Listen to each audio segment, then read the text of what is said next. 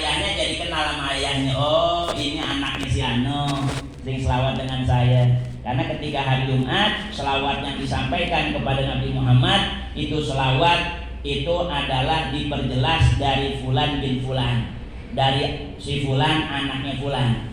Jadi bapaknya ikut jadi kesebut. Tuh, gitu.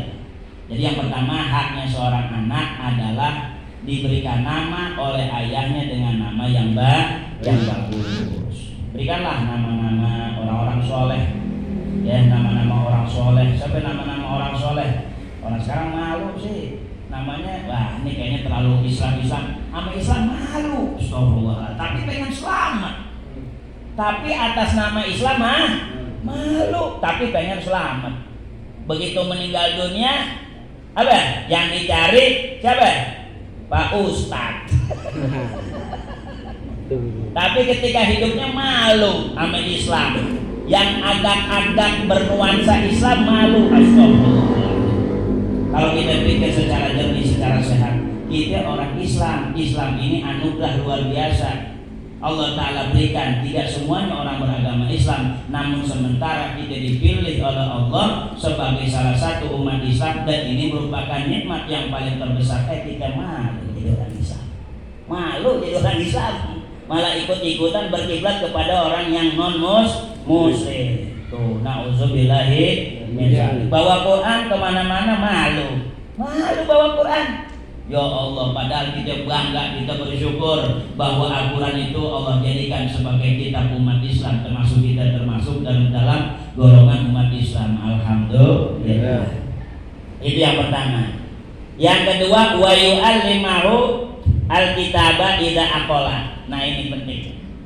Yang kedua, haknya seorang anak ketika anak itu dilahirkan adalah ajarkan anak tersebut akan Al-Quran. Jadi jangan salahin siapa-siapa kalau anak itu nggak bisa baca Quran. Ini karena ayahnya, ayah yang sangat zalim, ayah yang sangat kejam kepada anaknya, membiarkan anak-anaknya buta baca Al-Quran. Padahal sekolah bertahun-tahun, ongkosnya mahal. Dari mulai SD 6 tahun, SMP 3 tahun, SMA 3 tahun, sampai S1, sampai kuliah, sampai S2, sampai S3, sampai mabok-mabok minum es. Tapi tuh anak nggak bisa baca Quran. Ya Allah, buat apa buang duit mahal-mahal kalau akhiratnya terbengkalai? Na'udzubillah.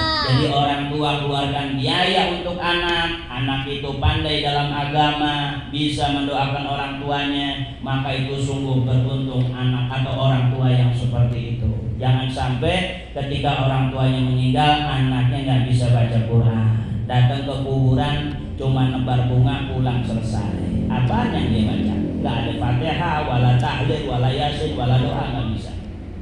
Jadi ini penting.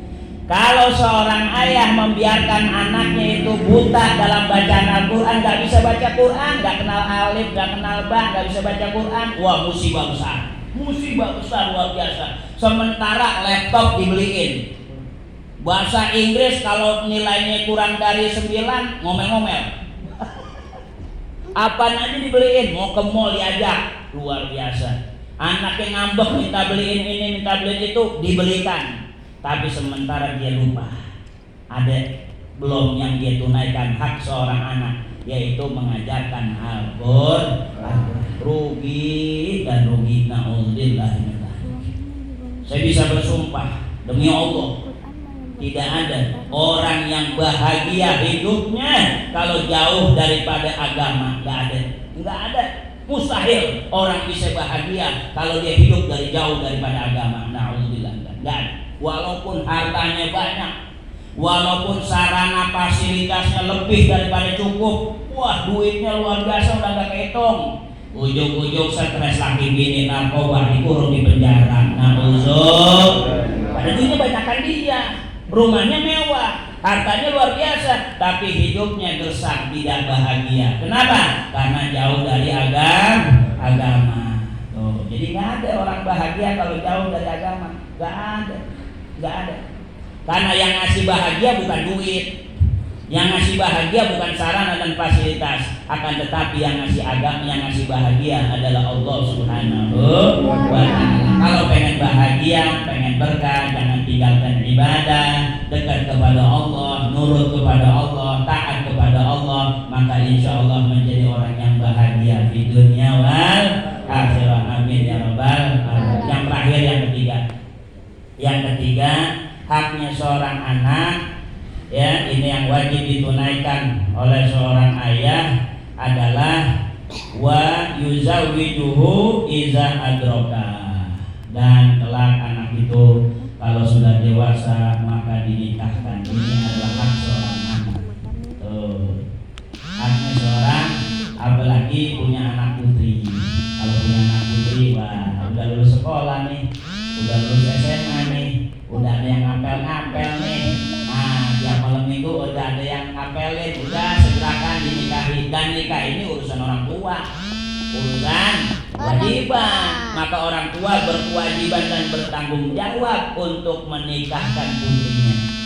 Begitu juga putranya, dan ini adalah penting. Ini sementara orang tua, ya belum mau kawin, memang lu punya duit gitu. Padahal itu bukan tugas anak itu. Sejatinya itu tugas orang tua, bukan tugas anak. Anak mah taunya nikah aja. Semua yang bertanggung jawab sebenarnya secara hukum adalah orang tua. Tuh, ntar kalau udah rumah tangga urusan dia dah. Udah lepas orang tua, udah urusan dia, ngurusin anak istrinya. Nah, ini adalah hukum yang sebenarnya. Bapak-bapak, ibu-ibu, hadirin wal hadirat rahimakumullah. Barangkali itu saja karena sudah malam.